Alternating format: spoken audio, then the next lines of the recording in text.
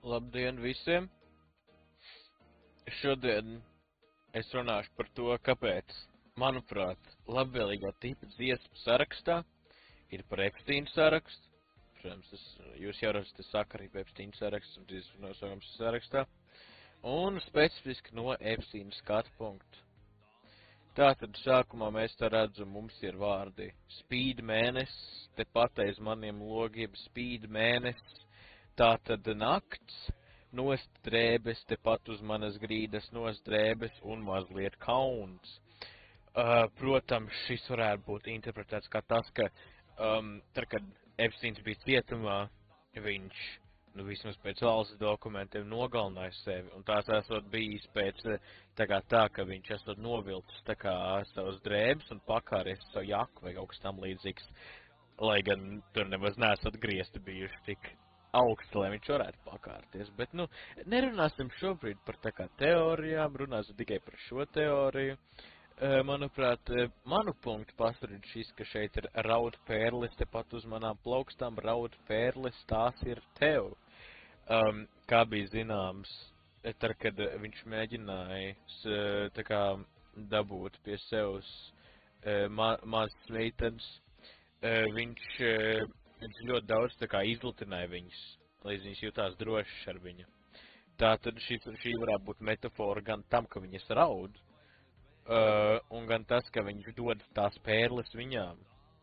Protams, jūs varētu izdomāt to kaut ko, kas klāt, es pilnībā neiebilstu, bet šī ir man teorija, un, protams, tepat uz manas grīzes nos drēbes, mazliet kauns, un, tas ir pašsaprotam. Tad tālāk mēs ejam mūsu spēles, tepat uz tukšās ielas, tās spēles, tās paliek tev.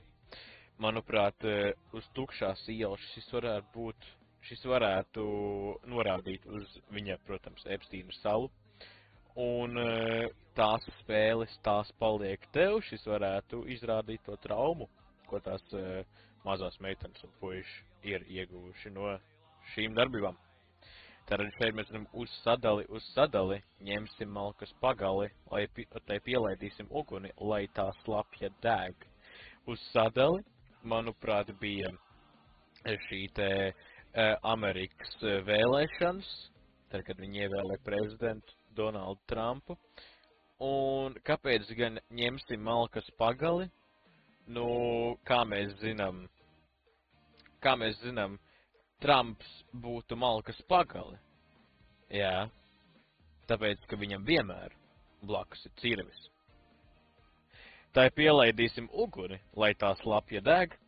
Manuprāt, tas varētu būt tas, ka Epsteins šo pārzināja, ka, protams, notiks šis viss, ka beigās viņu šīs te solības palaist to sarakstu publisku nenotika, un cilvēki, protams, būtu dusmīgi, lai tā slapja deg. Jūs redzējuši, ka Trumps pēdējā laikā uzvedās? Es saku, viņš ir piečurājis biks, un šis ir kāpēc slapja deg. Un deg, protams, ir tas, ka visi ir dusmīgi uz viņu, un šobrīd gandrīz vai viss tā valsts deg nost. Tātad šeit, protams, sarakstā, tu esi man sarakstā divas reizes. Tas, manuprāt, pašsaprotam, Epsteins saka Trumpam sarakstā, tu esi man sarakstā, tu esi man sarakstā. Tas, protams, norāda uz Epsteina sarakstu, kur Trumps visticamāk ir. Bez manis kaut kur zem savas zvaigznes, bez manis dzīvo tu. Šis, protams, arī gan jau, ka norādīt uz Trumpu, jo, kā mēs, Epsteins ir miris. Un Trumps bez viņa dzīvo viens pats. Tā vajag kaut kur uz tālas salas, tā vajag, es saprotu.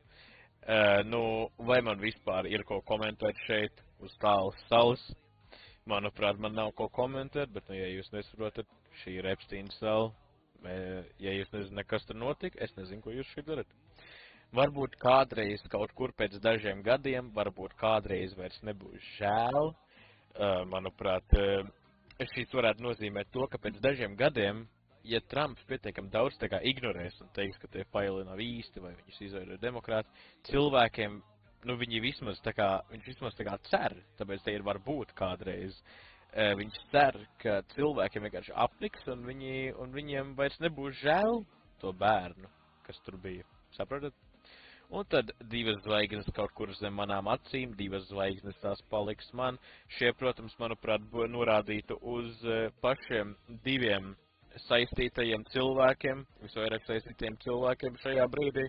Tikos, protams, viens būtu Donalds Trumps, ļoti skaists bildrek ar viņu, un viņa sabiedrotā ringu līderi bija Ghislaine Maxwell, kur mēs viņu redzam, un kur arī pats kungs Epsteins.